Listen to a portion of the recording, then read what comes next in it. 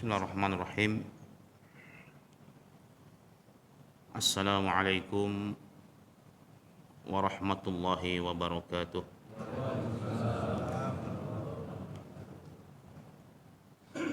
Innal hamdalillah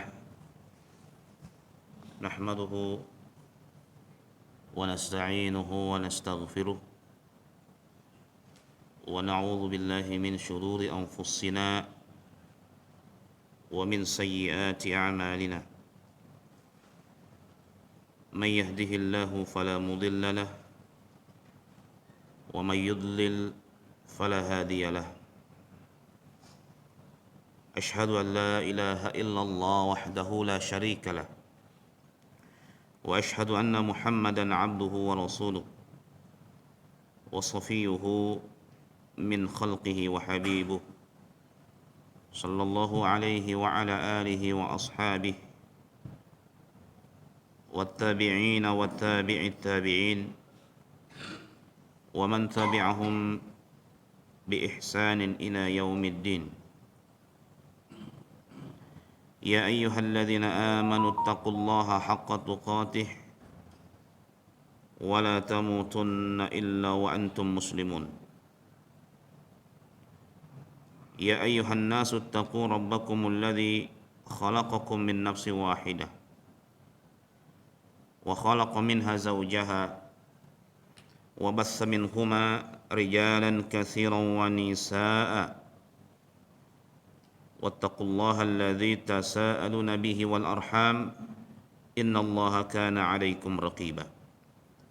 Ya ayyuhalladzina amanu taqullaha wa qulu qawlan sadida yuslih lakum a'malakum wa yaghfir lakum dhunubakum wa man yuti'illaha wa rasulahu faqad faza fawzan 'azima. Amma ba'd, fa nas'alullaha 'azza wa jalla an yanfa'ana wa iyyakum bihadzal liqa' innahu waliyyu dzalik wal qadir 'alaih. Allahumma la 'ilma lana illa ma 'allamtana innaka antal alimul hakim. Amma ba'd. Puji syukur kita panjatkan kepada Allah Subhanahu wa taala. Alhamdulillah, di pagi yang baik ini kembali kita dipertemukan Allah Subhanahu wa taala dalam keadaan sehat walafiat. Mudah-mudahan ini menjadi kebaikan yang dijadikan oleh Allah sebagai mizan hasanah nanti di hari kiamat. Dan semoga kita bisa mengambil manfaat dari majelis yang singkat ini. Salawat dan salam selalu dan senantiasa kita sampaikan kepada Nabi Muhammad sallallahu alaihi wasallam, kepada keluarga, para sahabat dan segenap umatnya yang senantiasa istiqamah di atas sunnah-sunnahnya. Kita memohon kepada Allah agar senantiasa diberikan kekuatan untuk istiqamah, yaitu konsisten di atas kebaikan. Untuk berbuat baik mungkin mudah, tetapi konsisten di atas kebaikan itu perkara yang luar biasa sulit, butuh perjuangan, butuh pembiasaan. Mudah-mudahan dengan sering-seringnya kita ngaji menjadikan hati kita senantiasa condong kepada kebaikan. Para hadirin a'azzani Allah wa iyyakum, kita lanjutkan kajian kita, yaitu sekarang tafsir surah Al-Balad ya. Tafsir surah Al-Balad. Al-Balad, kalau balad itu baladun ya, itu sebuah negeri. Berarti kalau Al-Balad, al di situ lit ta'rif, yaitu untuk menunjukkan negeri tertentu. Kalau baladun saja semua negeri, termasuk Indonesia itu ya balad Indonesia. Tapi kalau al-balad ini enggak semua negeri. Seperti firman Allah Subhanahu wa taala, "Dzalikal kitabu la raiba fihi." Kitab itu, yang dimaksud tidak semua kitab, tetapi tentunya yang dimaksud adalah Al-Qur'an. Maka di sini al-balad enggak semua negeri yang dimaksudkan di sini. Al-balad La uqsimu bihadza al-balad, yang dimaksud adalah negeri Makkah. Yang dimaksud adalah negeri Makkah.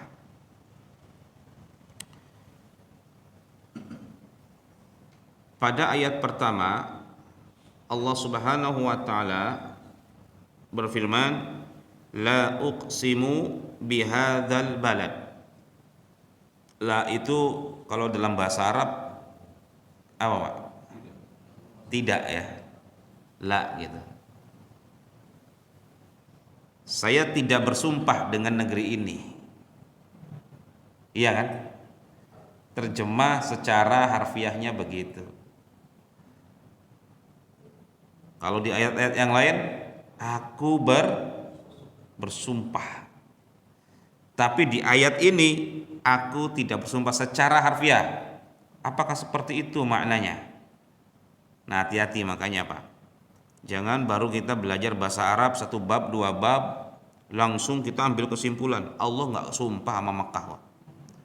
Loh, di mana dalilnya tuh? Dalam surah Al-Balad, la uqsimu. Saya nggak bersumpah dengan Mekah. Padahal dalam ilmu sintaksis ya Arab, bahwa kadang-kadang la itu justru menjadi penekanan, takkid terkadang. Dan dalam ayat ini ya, itu kata la itu berfungsi untuk menguatkan. Tidak hanya aku bersumpah, tetapi terjemahnya adalah aku benar-benar bersumpah. Ya, aku benar-benar bersumpah gitu. Ya, demi negeri ini, yaitu Makkah. Iya. Atau kalimat ini punya dua strukturnya dua ya dalam satu kalimat. Yang pertama la titik uqsimu bihadzal balad titik. Dua hal. La tidak titik uqsimu bihadzal balad, aku bersumpah dengan negeri ini. Bisa jadi seperti itu. Yang jelas semua ulama sepakat bahwa pada ayat ini Allah bersumpah dengan kota Mekah.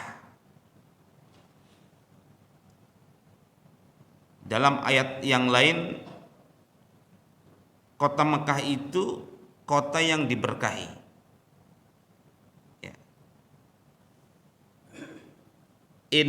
Kenapa? Karena di situ ada rumah Allah yang pertama kali didirikan. Inna awwala baitin wudi'a lin-nasi lalladzi bi Bakkah. Sesungguhnya rumah pertama yang didirikan untuk manusia beribadah adalah yang ada di Bakkah. Bakkah itu lembah yang paling terdalam, itu Bakkah, disebut Bakkah. Sekarang berarti berubah menjadi Makkah, sebenarnya sama saja. Bakkah, Makkah sama saja. Dalam Al-Quran disebut Bakkah, lalladzi bi Bakkah mubarakan, sebagai tempat yang diberkahi.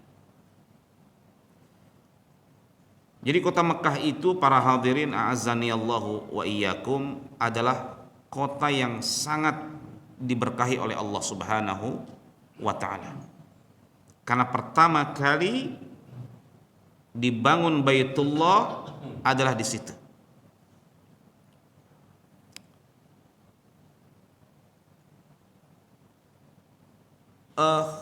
Sejarah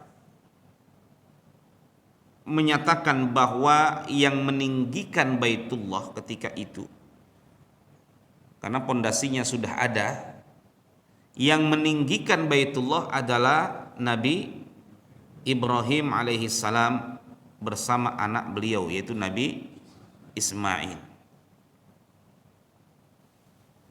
Sebelum itu Mekah tidak memiliki apa-apa. Sekarang kota yang luar biasa.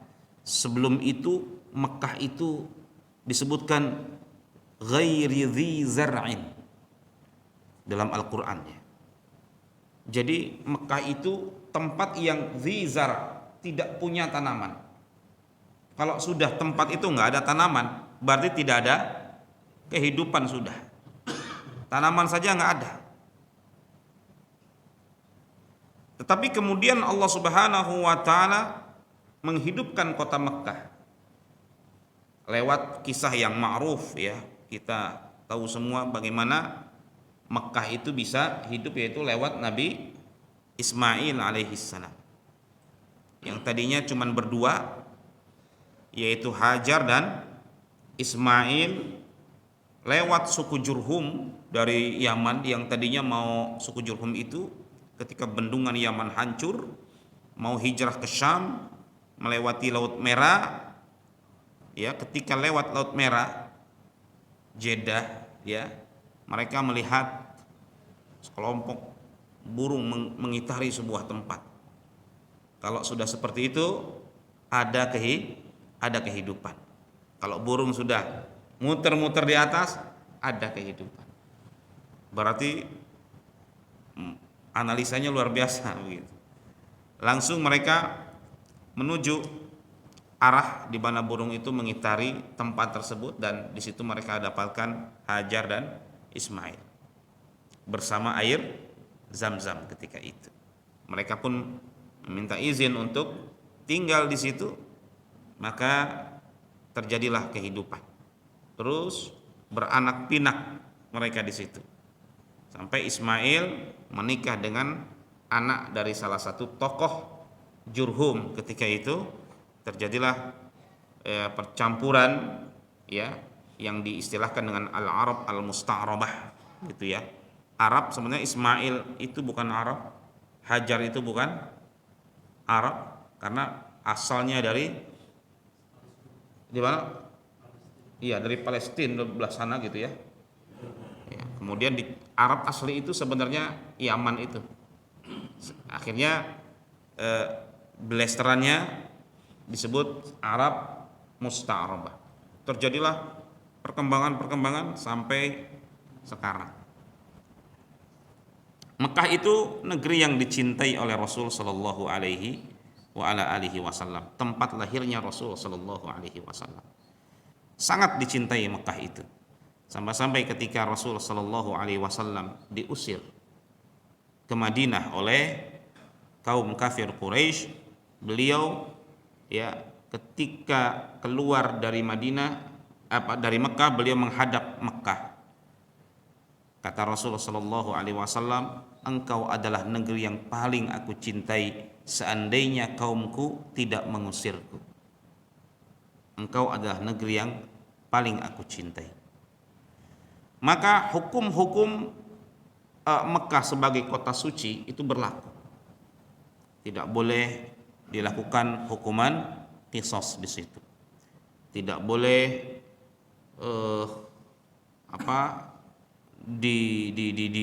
dibunuh hewan-hewannya, dibiarkan begitu saja. Jadi inilah negeri yang sampai sekarang berkat doanya Nabi Ibrahim alaihissalam, waj'al af'idatan nasi tahwi ilaihi ya Allah, jadikan hati-hati manusia itu cenderung kepadanya, yaitu kepada kota Mekah itu. Sampai sekarang luar biasa, kota yang sering dikunjungi, mungkin terbanyak di dunia ya, dikunjungi oleh manusia, oleh kaum muslimin untuk melaksanakan ibadah haji dan umrah. Inilah kota Mekah. Allah Subhanahu wa taala bersumpah dengan kota Mekah. Ya. di mana kota tersebut terdapat Ka'bah, ya, yang sampai saat ini menjadi pusat peribadatan umat Islam. Wa anta hillum bihadzal balad, dan engkau wahai Nabi Muhammad, ya, ini berarti khitabnya kepada Nabi Muhammad sallallahu alaihi wasallam. Hillum bihadzal balad, engkau menempati kota Mekah itu. Jadi Rasulullah SAW orang asli Mekah. Beliau lahir di Mekah, kecilnya di Mekah, remajanya di Mekah, dewasanya di Mekah. Ketika menjadi nabi, mengajarkan tauhid, begitu ya, memberantas kesyirikan, beliau diusir dari kota Mekah. Pernah sebenarnya ditanyakan Rasul SAW kepada Waraqah bin Naufal. Kata Waraqah bin Naufal, seandainya saya tuh masih hidup, ya, ketika kaum kamu mengusir kamu, saya akan menolong kamu nasran mu'azzara. Saya akan menolong sebenar-benarnya pertolongan. Kata Rasul, awa mukhrijiyhum, apakah mereka akan mengusir saya dari sini? Saking cintanya beliau terhadap kota Mekah. Luar biasa, beliau sangat cinta sekali kota Mekah. Apakah mereka akan mengusir saya?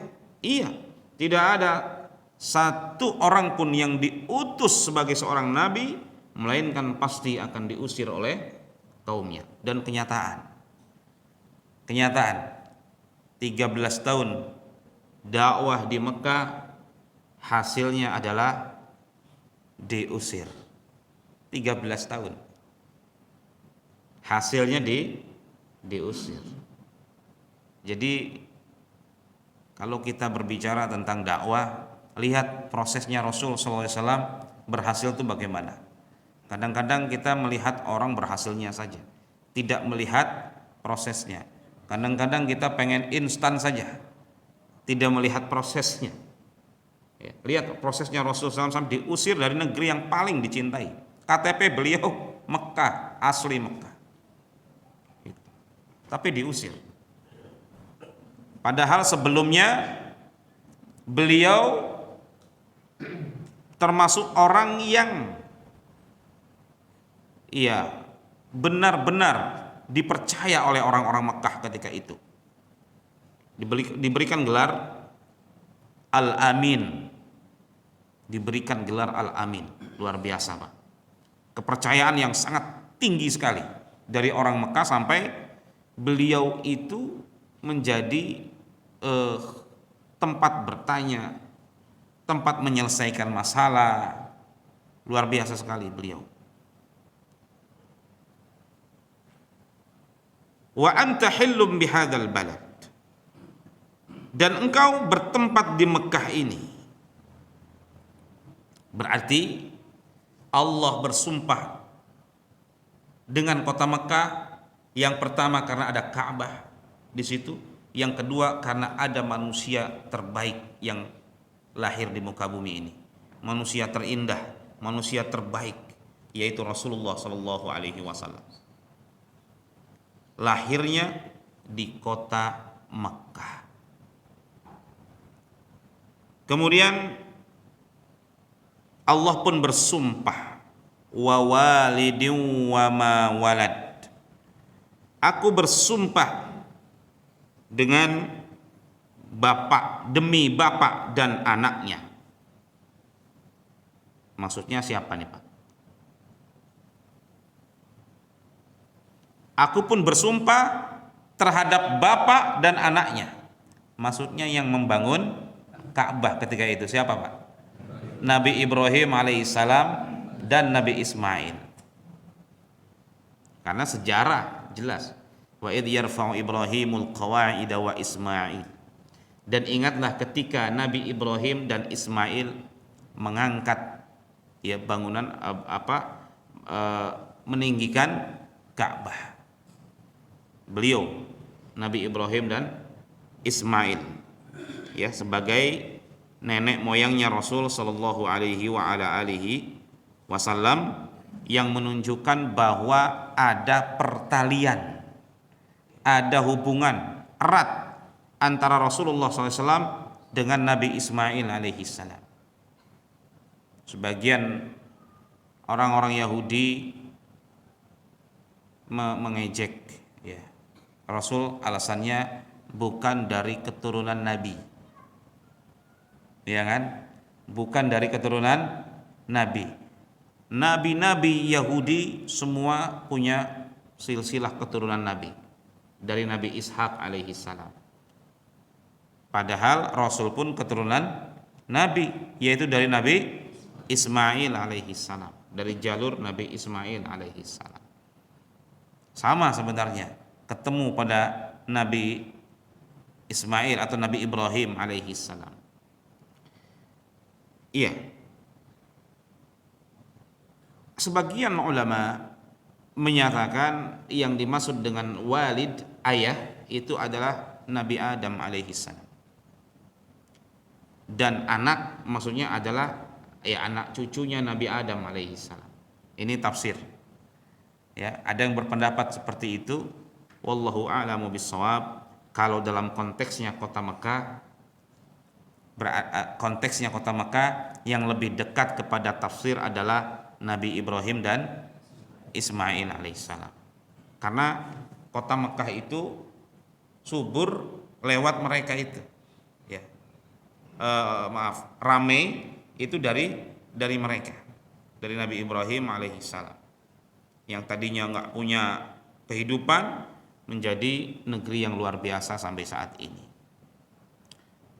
Ya, doanya Nabi Ibrahim, jadikanlah hati manusia cenderung itu kepada kota Mekah, itu dikabul oleh Allah Subhanahu wa taala. Orang yang sudah melaksanakan ibadah umroh rasanya pengen kembali umroh. Ya. Ingin sekali kembali umroh. Ya. Sudah beberapa kali umroh, pengen terus umroh. Begitu, subhanallah. Ya. Laqad khalaqanal insana fi kabad. Ini informasinya. Tadi berarti sumpahnya. Berarti kaidahnya setelah sumpah akan ada informasi yang penting yang harus dijadikan pelajaran bagi manusia. Laqad khalaqnal insana fi kabad. Sungguh, ya, kami benar-benar telah menciptakan manusia dalam keadaan susah payah. Maksudnya manusia itu lahir dalam keadaan kesulitan. Maksudnya, ya,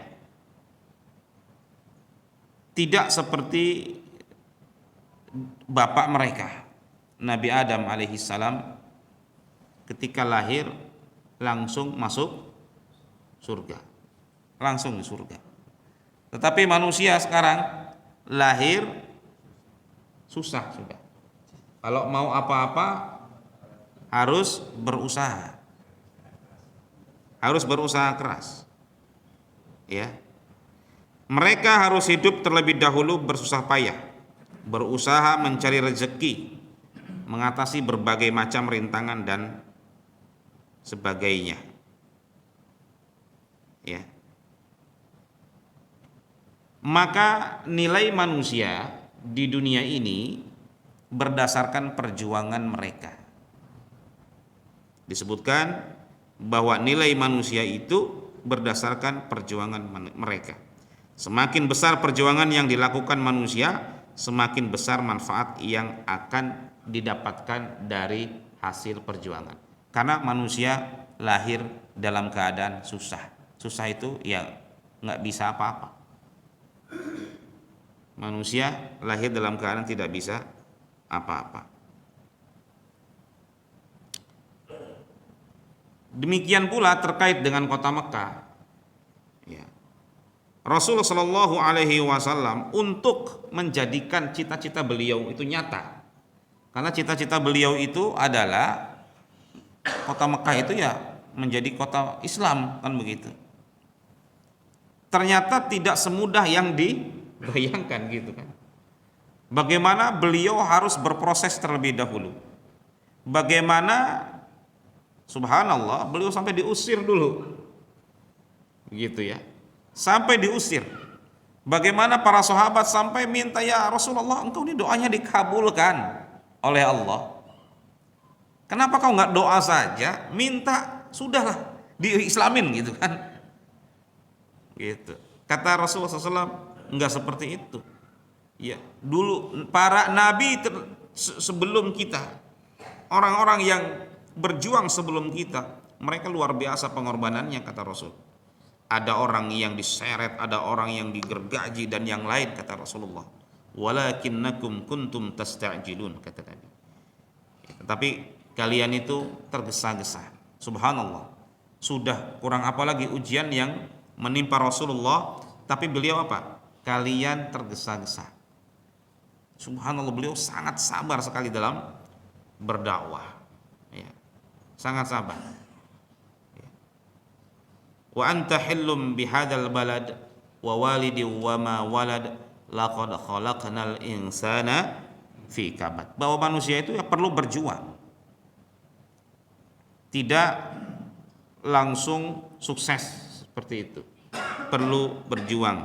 Ayah sabu alla yaqdiru alaihi ahad. Apakah dia, yaitu manusia, mengira, ayah sabu alla yaqdiru alaihi ahad, bahwa tidak ada seorang pun yang berkuasa atasnya. Ya.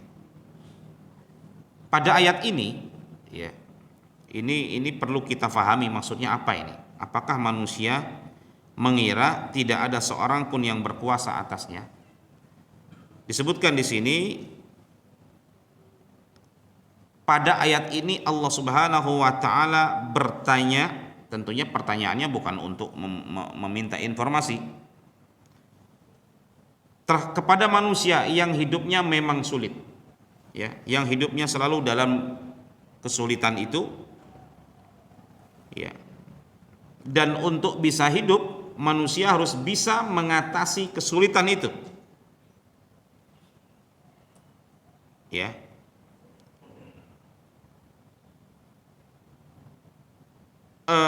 Sebagian manusia mereka sombong dengan hasilnya.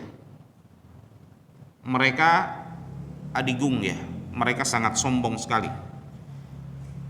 Ya, sehingga saking merasa berhasilnya, mereka merasa tidak ada yang berkuasa atas mereka sedikit pun. Padahal ada yang berkuasa atas mereka, yaitu Allah Subhanahu wa ta'ala. Ayah sabu alla yaqdiru alaihi ahad. Manusia yang sombong itu apakah mereka mengira tidak ada yang bisa berkuasa atas mereka sampai-sampai mereka sombong? Ya. Ini sebagai peringatan bahwa setinggi apapun capaian manusia, hendaknya mereka jangan berlaku sombong. Karena Allah yang mengangkat derajat, Allah yang merendahkan derajat. Allah yang ngasih, Allah yang ngangkat. Kan seperti itu. Ketika manusia berada dalam tahapan tertentu, maka ingatlah semua itu dari Allah Subhanahu wa ta'ala. Makanya banyak orang-orang yang sombong ketika mendapatkan kekuasaan, berlaku sombong, berlaku sewenang-wenang. Padahal kekuasaan itu terbatas oleh waktu kan. Ketika dia berkuasa, sombongnya minta ampun. Ya. Padahal Allah yang mengangkat derajatnya. Ini ayat ini maksudnya seperti itu. Apakah manusia dengan kesombongannya itu tidak sadar gitu bahwa ada yang lebih berkuasa. Sebagian ulama bahkan ada yang lebih berkuasa dari dia, dari manusia yang lain. Wa kullu dzi ilmin alim. Setiap orang yang berilmu ada yang lebih berilmu lagi. Di atas langit ada langit. Ini maksudnya seperti itu. Janganlah merasa paling super power sehingga dia berlaku sombong kepada yang lain, berlaku semena-mena terhadap yang lainnya. Itu maksudnya seperti itu. Yaqulu ahlaktu malal lubada. Dengan kesombongannya itu, ya, mereka dengan kekuasaannya itu, ya, dia bilang ahlaktu malal lubada, saya menghabiskan banyak uang. Iya.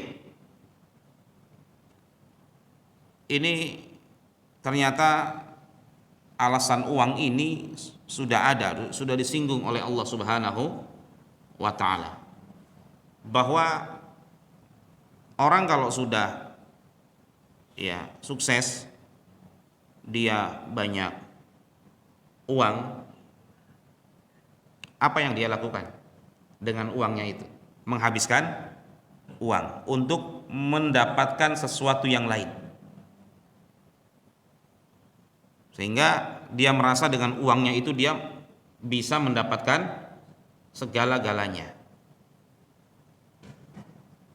Tradisi ini ada di zaman dulu juga, Pak. Sampai-sampai ketika Allah memilih seorang Talut untuk melawan Jalut, orang-orang Yahudi protes, kenapa Talut yang jadi pemimpin kami? Wa nahnu ahaqqu minhu wa lam yu'ta sa'atan minal mal. Kami lebih berhak dari dia untuk jadi pemimpin. Dia nggak punya duit. Jadi, iya, mindset kalau jadi pemimpin harus banyak duit itu sudah ada di zaman dulu, Pak.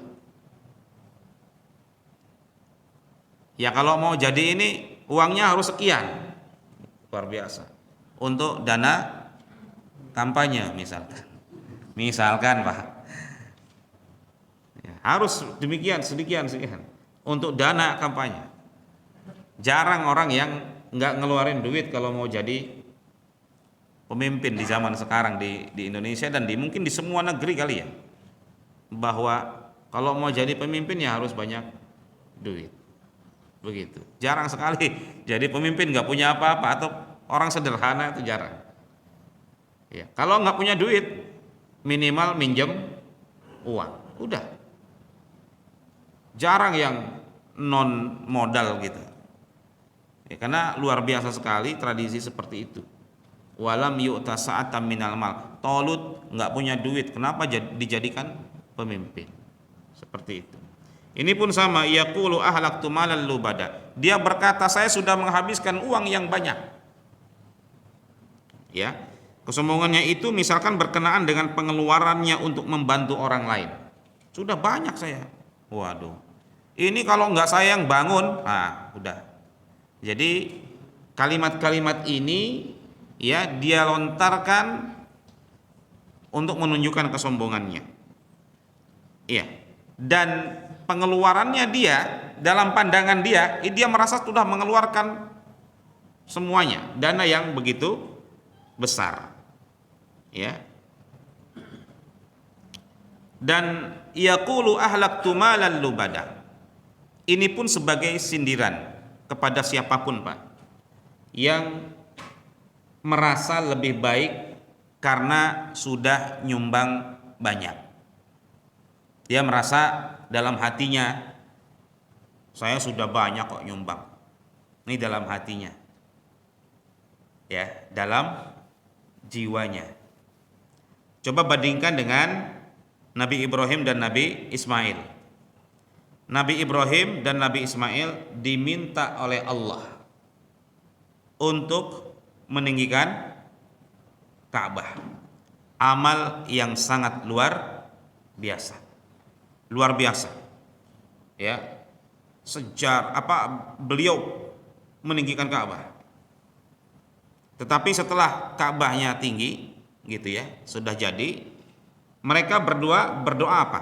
Qala Rabbana taqabbal, gimana? Rabbana taqabbal minna innaka antas samiul alim. Ya Allah, terimalah amalku ini. Subhanallah. Mintanya kepada Allah, innaka antas samiul alim. Luar biasa amalnya. Kemudian kita nyumbang luar biasa, kita nggak pernah minta ya Allah terimalah amal ibadahku ini. Justru kita malah merasa saya sudah nyumbang yang banyak di depan orang lain, merasa dialah yang paling berjasa, sehingga ada dalam jiwanya dia merasa lebih baik dari orang lain karena sumbangannya lebih banyak. Berarti yang diinginkan ini adalah janganlah engkau dengan sumbangan yang luar biasa itu kepada apapun itu, janganlah merasa lebih baik dari orang yang nyumbangnya kecil atau sedikit. Janganlah merasa lebih baik, karena yang dinilai oleh Allah adalah kualitas ketika dia menyumbang. Kualitasnya apa? Ketika menyumbang itu kualitas. Ya Allah, terimalah itu. Taqabbal minna. Dan upayakan menyumbang itu memang benar-benar karena Allah Subhanahu wa taala, tidak untuk yang lain. Kalau gitu Tad, lebih baik dikit tapi ikhlas ya Tad. Nah ini mulai nih. Mendingan dikit yang penting ikhlas daripada banyak ngedumel. Lebih baik dikit gitu. Ya ini kalau nyumbang mah yang penting ikhlas aja. Makanya yang paling cepat ya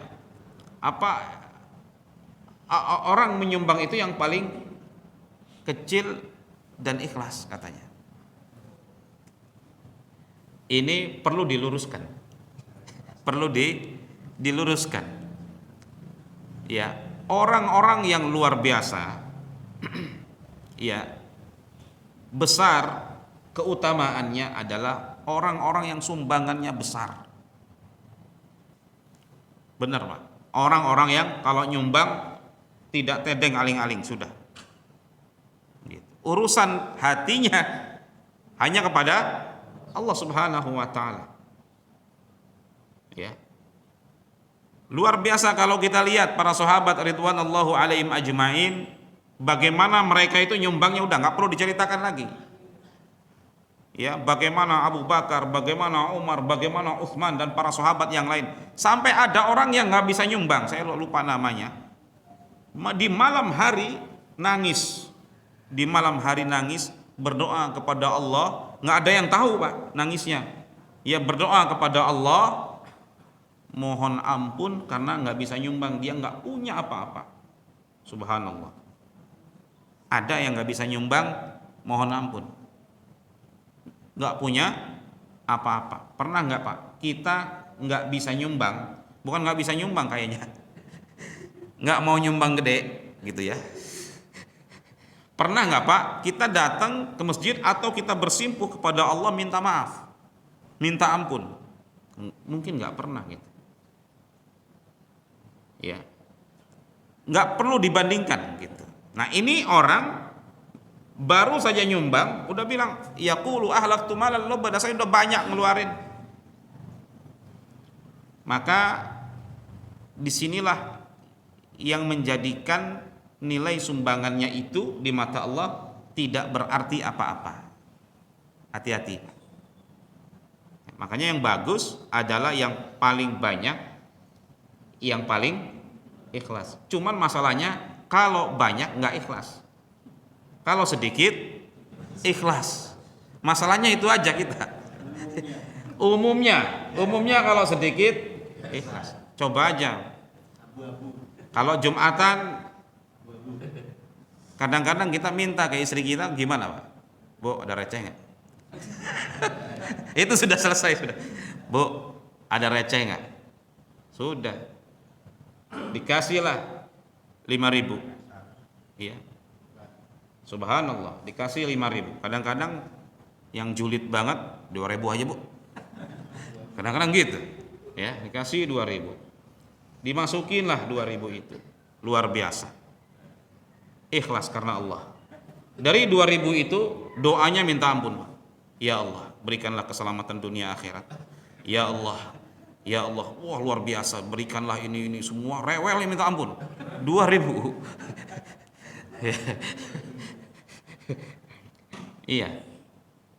Naam, itu sahih, itu sesuatu yang bernilai pahala insya Allah. Tetapi lagi-lagi, infak yang terbaik kata Rasulullah SAW adalah infak dengan lantana, kata Allah ya, lantanalul birra hatta tunfiqu mimma tuhibbun, kata Allah. Di awal juz 4 ngejeblak Pak ayatnya, Pak. Baca awal juz 4, aduh luar biasa.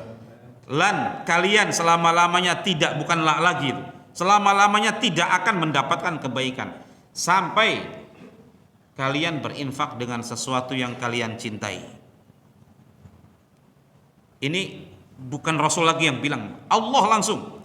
Selamanya kalian tidak akan mendapatkan kebaikan sampai kalian berinfak dengan apa yang kalian cintai.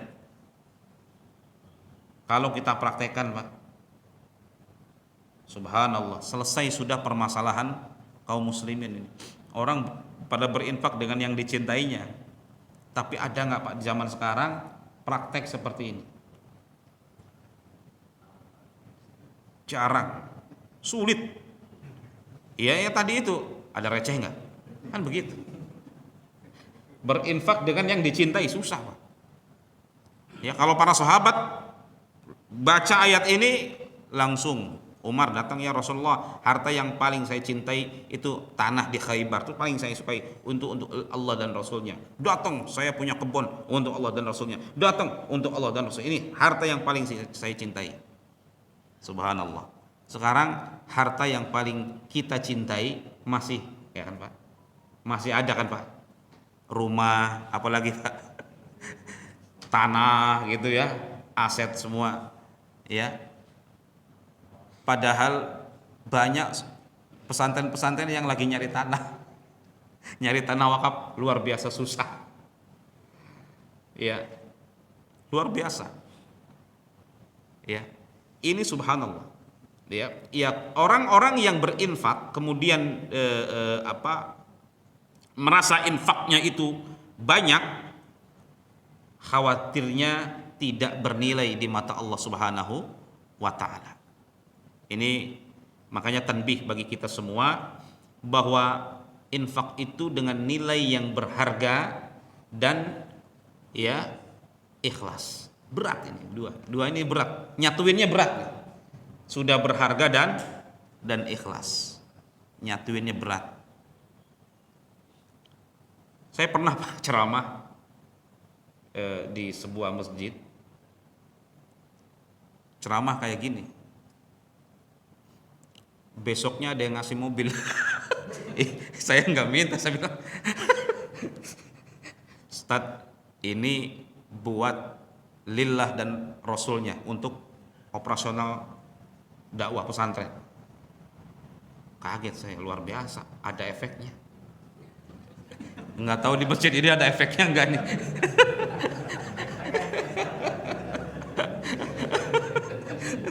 Ya, jadi saya agak ragu-ragu apa kalau untuk ngasih materi seperti ini, khawatirnya disangkanya minta-minta gitu kan. Luar biasa. Mudah-mudahan Pak Faiz besoknya, Pak Faiz, ini saya punya mobil pakai ambulan, buat ambulan apa masjid misalkan gitu ya. Ada menganggur mulu nih mobil. Luar biasa. Daripada nganggur Pak di rumah. Iya. Buat daripada nganggur, masjid kalau bisa punya apa, setiap masjid tuh ada apanya Pak, ambulan. Itu penting, kerasa gitu pentingnya kalau saudara kita ada yang musibah, jadi cepat begitu penanganannya. Ada juga sih yang ngasih ambulan setelah itu. Pernah ada ngasih ambulan ke masjid. Ya. Kemudian Allah berfirman, ayahsabu allam yarahu ahad. Ayahsabu allam yarahu ahad. Ya. Apakah dia mengira bahwa tidak ada seorang pun yang melihatnya? Maksudnya, apakah ya disebutkan di sini ia mengira bahwa bila dia sombong dengan pengeluarannya itu, ya berarti seolah-olah dia telah mengorbankan kekayaannya, ya hanya untuk mencari nama atau mendapatkan nama baik. Nah, pengorbanannya itu apakah diterima oleh Allah? Tidak diterima oleh Allah. Ya, jangan menyangka Allah tidak tahu. Nah, makanya ini Pak penting, bahwa apapun yang kita kasih bukan untuk mencari kebaikan nama di depan orang lain. Jadi nama baiknya jadi tinggi. Ketahuannya kapan? Oleh Allah udah ketahuan, Pak. Kadang-kadang sama kita udah ketahuan juga, Pak. Sebelum di sidang oleh Allah, sama kita udah ketahuan. Bentar lagi nih. Ini tahun 2023. Bentar lagi datang. Oh, ke saya udah berapa orang, Pak? Ke pesantren sudah berapa orang? Dari calon ada 3 datang. Ustadz, ini saya siap bangun ini. Wah, luar biasa. Tapi tolong Ustadz, pilih saya. Warna biru. Datang warna biru. Warna kuning juga datang. Hijau belum datang. Hijau belum. Dua orang yang datang. Saya bingung. Nanti kita kasih seragam Ustadz buat santri. Lah, seragam santri, seragam partai repot. Ribet. Saya bilang kalau cuma seragam nggak mau, Bu. Ibu-ibu yang datang, calon ini Bekasi, apalah gitu. Iya, ketahuannya itu ketika setelah selesai. Ya, datang ke masjid kadang-kadang, mana yang belum dikarpetin? Udah kami karpetin. Mana jalanan yang belum ini? Kami jalanin. Pas udah selesai pilihan, kemudian dia tidak terpilih. Ya, ada satu kasus, karpet masjid digulung lagi, Pak. Itu karpet digulung lagi ada.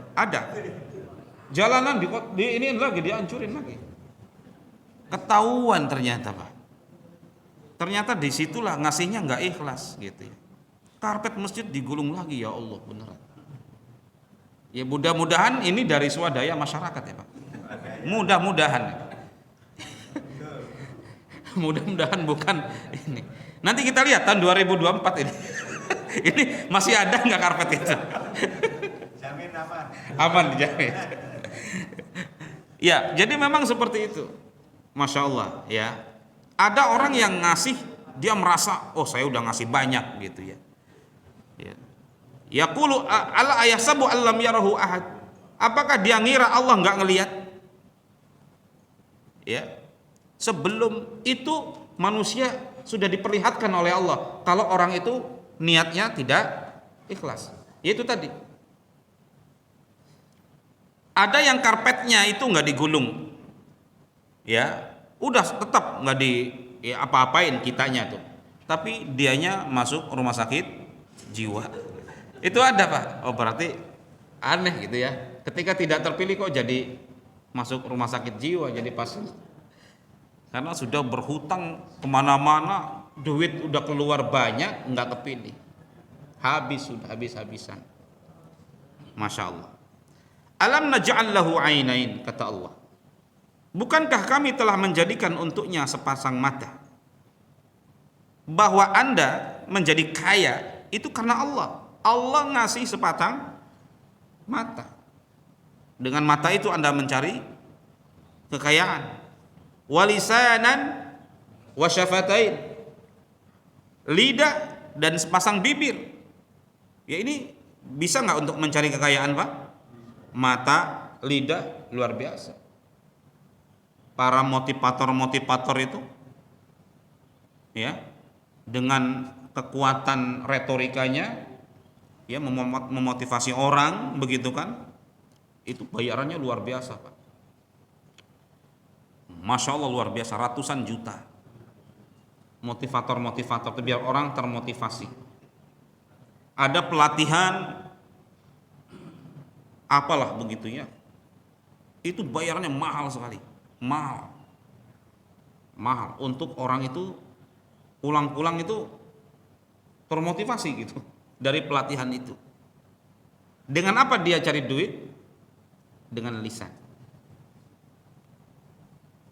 Ada yang tugasnya sebagai marketing, iya kan? Marketing untuk memasarkan produk-produk. Itu dengan apa? Dengan lisan. Walisanan wa syafatain. Dan lisan itu Allah yang kasih. Mata, lisan, subhanallah. Ini dua perangkat yang luar biasa. Ya, dengan mata kita bisa menikmati ciptaan Allah, dengan lisan kita bisa menyampaikan isi hati kita. Ini nikmat yang Allah Subhanahu wa taala berikan. Wa hadainahun najdain. Kami pun telah menunjukkan kepadanya dua jalan. Ya. Dua jalan, yaitu jalan kebaikan dan jalan kejahatan. Dikatakan di sini mata dan lisan bisa digunakan untuk mencari rezeki, ya. Dan dia ketika mencari rezeki itu, gitu maksudnya ya, dalam prosesnya mencari rezeki akan bertemu dua jalan pasti. Ada yang halal dan ada yang haram, sudah pasti. Ya, ketika seorang itu mencari rezeki, ada rezeki yang halal, ada rezeki yang haram. Dan manusia diberikan kehendak untuk memilih. Ya. Dan subhanallah, banyak orang yang terjerumus kepada pencarian rezeki yang haram. Banyak sekali. Di zaman sekarang orang nipu, orang ngebegal, orang apalagi menjual dirinya untuk mendapatkan rezeki. Ya. Wal'iyazubillah. Fala uqsimu falaqtahamal aqabah. Maka tidakkah sebaiknya dia menempuh jalan kebaikan? Al-aqabah. Aqabah itu naik. Aqabah itu sulit. Jadi maksudnya adalah bahwa hendaknya dia tempuh jalan kebaikan, al-aqabah. Di sini Allah Subhanahu wa taala mengisyaratkan kalau jalan kebaikan itu sulit, naik. Sebagai isyarat kalau orang kalau mau menjadi baik itu bukan perkara yang mudah. Untuk mencari yang halal itu bukan perkara yang mudah. Ya, falaqtahamal aqabah. Wa ma adraka mal aqabah. Tahukah kamu apakah jalan yang mendaki dan sukar itu? Kemudian kata Allah, fakku raqabah, yaitu upaya melepaskan perbudakan. Iya. Di sini sebenarnya Islam tidak menghapus hukum perbudakan, tetapi Islam berupaya untuk agar manusia tidak memperbudak manusia lainnya. Makanya disarankan oleh Islam untuk membebaskan budak. Kenapa hukum perbudakan tidak dihapus? Karena peperangan akan selalu ada. Ketika orang itu ditawan, dia menjadi budaknya. Seperti itu. Ya, sekarang mungkin lagi damai ya.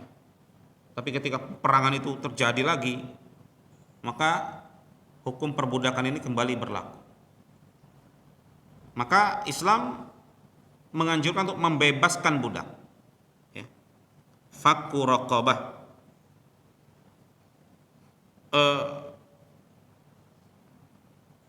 au it'amun fi yaumin dhi masghabah, atau memberikan makan pada hari terjadinya kelaparan. Ini dua kebaikan yang sulit ketika itu. Ketika itu di Mekah, ya. Yaitu membebaskan budak atau memberikan makan. Ini semuanya adalah bentuk-bentuk kebaikan jiwa, ya. Ketika itu perbudakan luar biasa sekali, maka pembebasan budak itu perkara yang sulit dilakukan oleh orang. Sementara paceklik juga sama, ya, melanda kota Mekah, maka memberikan makan itu adalah yang terbaik. Jadi maksudnya apa? Jalan kebaikan itu adalah memang jalan-jalan yang sulit dilakukan oleh manusia. Sekarang apa Pak? Gitu aja, dikonversikan saja. Apa sekarang yang kebaikan yang memang sulit dilakukan oleh orang di zaman sekarang? Maka itulah yang dimaksud dengan jalan yang mendaki. Apa nih kebaikan yang sulit? Ya. Ya, contohnya apa Pak? Sok silakan. Kebaikan yang sulit dilakukan oleh orang. Iya. Bisa jadi it'amun fi yaumin dhi masghabah, yaitu memberikan makan fakir miskin. Iya, karena satu, ngasih makannya juga sulit, ya. Tradisi ini sulit, ya, ditemukan jangan kita melihat di kota besar ya Pak, di pelosok Indonesia sulit, ya, untuk ditemukan tradisi seperti ini, gitu ya. Selain itu juga orang banyak yang berpura-pura miskin juga banyak, sehingga sulit juga untuk menyalurkannya ketika mau melakukan kebaikan itu. Au it'amun fi yaumin dhi masghabah, di saat terjadinya kelaparan. Karena kalau sudah urusan perut, orang sangat tega sekali Pak, ya, sangat tega sekali. Yatiman dza maqrabah, kepada anak yatim yang punya kerabat, ini juga sama. Au miskinan dza matrabah, atau orang-orang miskin yang membutuhkan. Ini kebaikan, memberikan makan anak yatim atau orang miskin, ya. Dan senantiasa subhanallah menunjukkan kalau Islam itu tidak hanya mengatur hubungan kita dengan Allah secara vertikal, tetapi Islam sangat mengatur bagaimana kita sebagai umat Islam punya kepekaan sosial yang tinggi. Ngasih makan orang miskin, yatim, apalagi yatim itu menjadi kerabat kita, ya. Tsumma kana minal ladzina amanu wa tawasaw bis sabri wa tawasaw bil marhamah. Kemudian, ya, orang-orang yang beriman. Jadi kana minal ladzina amanu, bahwa yang diberi, apalagi orang-orang yang beriman dari mereka, maksudnya begitu, ya, bahwa untuk melakukan kebaikan kita nggak melihat agama, Pak. Ngasih makan dia miskin walaupun non muslim, ya dikasih, gitu ya. Tetapi kalau sudah dia seagama itu lebih lagi. Watawasaw bis sabri watawasaw bil marhamah. Di antara kebaikannya adalah untuk saling berpesan untuk sabar kepada mereka-mereka yang, ya, kesulitan hidup, agar bersabar. Wa tawasaw bil marhamah, serta berpesan untuk berkasih sayang. Jadi subhanallah, ya, kita diperintahkan untuk mencurahkan kasih sayang kita kepada orang-orang yang susah juga. Sekarang ada tradisi, yaitu apa? Ketika kita lagi naik-naiknya, up-upnya lah gitu, karir, orang semua pada nempel semua, udah pada kayak semut lah gitu. Kitanya gulanya, Tapi kalau lagi susah, boro-boro Pak, lalat aja nggak nempel Pak. Ya, istilahnya seperti itu. Banyak orang yang seperti itu. Ya, membedakan antara kaya dan miskin. Kalau yang datang orang kaya, persiapannya minta ampun. Kalau yang datang orang biasa-biasa saja, ya biasa-biasa saja sudah. Seperti itu ya dinilai oleh Allah Subhanahu wa taala. Kalau yang kaya orang datang, oh dari mana? Waduh luar biasa disuguhin apa. Kalau yang datang orang biasa saja, ya air putih cukup lah. Gitu. Padahal yang lebih butuh kan orang yang biasa saja. Ya. Kadang-kadang kita kebalik gitu. Ya. Nah, watawassaw bil marhamah, kita harus punya rasa kasih sayang kepada mereka. Ulaika ashabul maimanah. Mereka itulah golongan yang kanan. Maksudnya orang-orang yang akan menerima catatan amal perbuatannya dengan tangan kanan, ya. Atau golongan kanan wa ashabul yamini ma ashabul yamin. Gimana? Fi sidrim makhdud. Fi apa? Wa talhim mamdud. Wa dhillim wa talhim mamdud wa dhillim mamdud. Ya, mereka berada di surga. Ashabul yamin. Subhanallah. Mereka adalah ashabul yamin, orang-orang kanan yang di surga. Walladzina kafaru biayatina hum ashabul masy'amah. Adapun orang-orang yang kufur terhadap ayat-ayat kami, merekalah golongan kiri. Kufur terhadap ayat-ayat kami. Ya, kalau dalam konteks surat ini dianggap kufur terhadap ayat-ayat kami adalah tidak mengindahkan nih perintah-perintah Allah yang tadi tuh. Ya, kita disuruh apa tadi? Pertama, untuk menempuh jalan kebaikan. Sulit kebaikan itu naik. Ternyata yang sulit itu apa? Ngasih makan fakir, miskin, yatim, gitu ya. Kemudian apalagi mereka-mereka itu yang beriman, tidak hanya ngasih makan, harus saling menguatkan agar mereka bersabar dan hendaknya saling berkasih sayang. Orang-orang yang nggak mau seperti ini, yang cuek, ya terserah, yang penting saya sukses, terserah orang kayak gimana, gitu. Mereka disebut kufur, minimal kufur nikmat, gitu ya. Kufur nikmat. Tapi wallahu a'lamu bishawab, dalam konteks ini adalah orang kafir Quraisy, ya. Makanya dikatakan di sini walladzina kafaru biayatina hum ashabul masy'amah. Mereka itu adalah golongan kiri, masy'amah, ya. Alaihim narum muqsadah. Mereka berada di mana, Pak? Di neraka yang muqsadah, yang tertutup rapat, enggak akan bisa keluar dari api neraka. Waliyazubillah. Maka pelajaran yang sangat luar biasa dari surah yang mulia ini bahwa jadilah ashabul yamin, gitu ya, golongan yang kanan, yaitu yang ya memberikan kebaikan untuk Allah Subhanahu wa taala kepada siapapun yang membutuhkan. Demikian yang saya sampaikan. Sudah suruk ya Pak? Mohon maaf atas segala kekurangan. Terima kasih atas segala perhatian. Subhanakallahumma wa bihamdik asyhadu an la ilaha illa anta astaghfiruka wa atubu ilaik. Wassalamualaikum warahmatullahi wabarakatuh.